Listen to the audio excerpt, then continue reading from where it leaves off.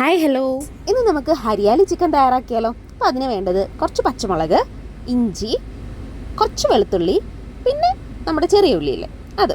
അപ്പോൾ ഇതെല്ലാം കൂടെ നമുക്ക് നല്ല കട്ട് ചെയ്ത് കഴുകി വൃത്തിയാക്കിയതിന് ശേഷം ഒരു മിക്സിയുടെ ജാറിലോട്ട് ഇടാം. ഇതിൻ്റെ ഒന്നും കറക്റ്റ് മെഷർമെൻറ്റ്സ് പറഞ്ഞു തരാൻ എനിക്കറിയില്ല. 1 കിലോ ഉള്ള ഒരു കുഞ്ഞു കോഴിയുടെയാണ് ഞാനിത് ഹരിയാലി ചിക്കൻ തയ്യാറാക്കാൻ പോകുന്നത്. അപ്പോൾ ഞാനിവിടെ ഒരു 8-10 കുഞ്ഞുള്ളി, പിന്നെ കുറച്ച് ഇഞ്ചി, ഒരു ഇച്ചിരി വെളുത്തുള്ളി, പിന്നെ ഹരിയാലി എന്ന് പറയുമ്പോഴത്തേക്കും പച്ച കളർ വേണം. അപ്പോൾ അതിന് മെയിനായിട്ട് മല്ലിയിലയും പുതിനയിലയും വേണം. അപ്പോൾ എൻ്റെ മല്ലിയും പുതിനയിലയും എന്താ ഇങ്ങനെ ഇരിക്കുന്നത് നോക്കണ്ട, ഫ്രീസറിൽ വെച്ചിട്ട് എടുത്തത് കൊണ്ടാണ് ഇങ്ങനെ ഇരിക്കുക. പിന്നെ ഒരു ഇച്ചിരി കാഷ്യൂനട്ട് ഞാൻ കൂടെ ചേർത്തിട്ടുണ്ട്. അപ്പോൾ നന്നായിട്ട് അരച്ച് നല്ല പച്ച കളർ നല്ല ഹരിതാപമായിട്ടിരിപ്പുണ്ട്. അതിന് നമ്മൾ ചിക്കനിലോട്ട് ഒഴിക്കുക. അപ്പോൾ ഞാൻ കുറച്ച് പേസ്റ്റ് ഞാൻ മാറ്റി വെച്ചിട്ടുണ്ട്, അതെന്തിനാണെന്നുള്ളത് പിന്നെ പറഞ്ഞുതരാം.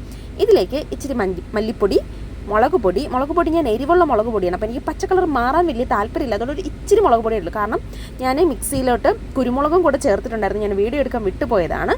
ശേഷം നമ്മൾ മഞ്ഞൾപ്പൊടി, ഉപ്പ്, കുറച്ച് പെരുംജീരകം, ഗരം മസാല, ഇത് ഇത്രയും ചേർത്തതിന് ശേഷം ഒരു നാരങ്ങ കട്ട് ചെയ്ത് അത് ഇതിൻ്റെ മുകളിലോട്ട് നന്നായിട്ട് സ്ക്വീസ് ചെയ്ത് ചേർക്കുക.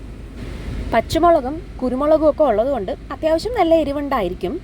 ഞാൻ കുരുമുളക് ചേർക്കുന്ന വീഡിയോ എടുക്കാൻ വിട്ടുപോയതാണ്. ഞാൻ കരുതി ക്യാമറ വീഡിയോ ഓൺ ആണെന്നാണ് കരുതിയത്, പക്ഷേ വീഡിയോ എൻ്റെ കൈ തട്ടിയിട്ട് എങ്ങനെയോ പൗസായിപ്പോയി. അപ്പോൾ കുരുമുളകും കൂടെ ആഡ് ചെയ്തിട്ടുണ്ട്.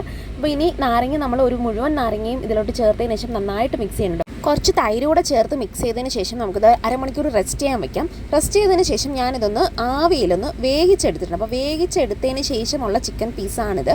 ഇത് ഒരു ഇച്ചിരി ഓയിൽ ഒഴിച്ചതിന് ശേഷം നമുക്ക് പാനിലിട്ടൊന്ന് ഫ്രൈ ചെയ്തെടുക്കാം. ഇപ്പോൾ ചിക്കൻ വെന്ത് വന്ന വെള്ളം ഉണ്ട്, അത് നമുക്ക് വേണം, അത് മാറ്റി വെച്ചേക്കുക. അപ്പോൾ നമ്മൾ പാനിൽ വെച്ചിട്ട് ഇങ്ങനെ മറിച്ചും തിരിച്ചും ഇട്ട് ഒന്ന് ചെറുതായിട്ടൊന്ന് ഫ്രൈ ചെയ്തെടുക്കാം. ചിക്കൻ ഇവിടെ കിടന്ന് ഫ്രൈ ആകട്ടെ. ഞാൻ നേരത്തെ കുറച്ച് വെള്ളം മാറ്റി വെച്ചിട്ടുണ്ടായിരുന്നില്ലേ, ചിക്കൻ വെന്ത് ഇപ്പോൾ കിട്ടിയ വെള്ളം, ആ വെള്ളത്തിലോട്ട് നേരത്തെ മാറ്റി വെച്ച അരപ്പിൻ്റെ ബാക്കി മിക്സും കൂടെ എടുത്തിട്ടിട്ട് നമ്മൾ നന്നായിട്ട് ആ വെന്ത വെള്ളത്തിലിട്ട് മിക്സ് ചെയ്യണം.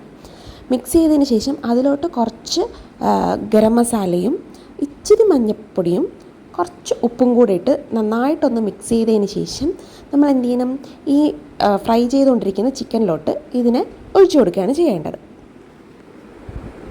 അപ്പോൾ നല്ല കളർഫുള്ളായിട്ട് ഇരിപ്പുണ്ട്. ഇതിനെ ഇനി നമുക്ക് അടച്ച് വെച്ച് ഒരു സിമ്മിൽ ലോ ഫ്ലെയിമിലിട്ട് ഒന്ന് വേവിച്ചെടുക്കണം. അതായത് ഒരു 5 മിനിറ്റ് ഒരു സൈഡ്, 5 മിനിറ്റ് ഓൾറെഡി ഈ ചിക്കൻ ഫ്രൈ ആയി കിട്ടിയത് കാരണം 5 മിനിറ്റ് ഒരു സൈഡ് വേവിക്കുക. അത് കഴിഞ്ഞ് ഈ 5 മിനിറ്റ് വെന്തതിന് ശേഷം നമ്മൾ ഓരോ പീസ് ചിക്കന് മറിച്ചിട്ട് കൊടുത്ത് ആ സൈഡും ഒരു 5 മിനിറ്റ് വേവിച്ചെടുക്കാം. അടച്ച് വെച്ച് ലോ ഫ്ലെയിമിൽ വേണം വേവിക്കാൻ, എന്നാലേ ഈ മസാലയെല്ലാം നല്ല കുറുകി അതിൻ്റെ ഒരു എണ്ണയൊക്കെ നല്ല തെളിഞ്ഞ് വന്ന് നമുക്ക് ആ ഒരു കറക്റ്റ് പെർഫെക്റ്റ് ടേസ്റ്റായിട്ട് കിട്ടുള്ളൂ.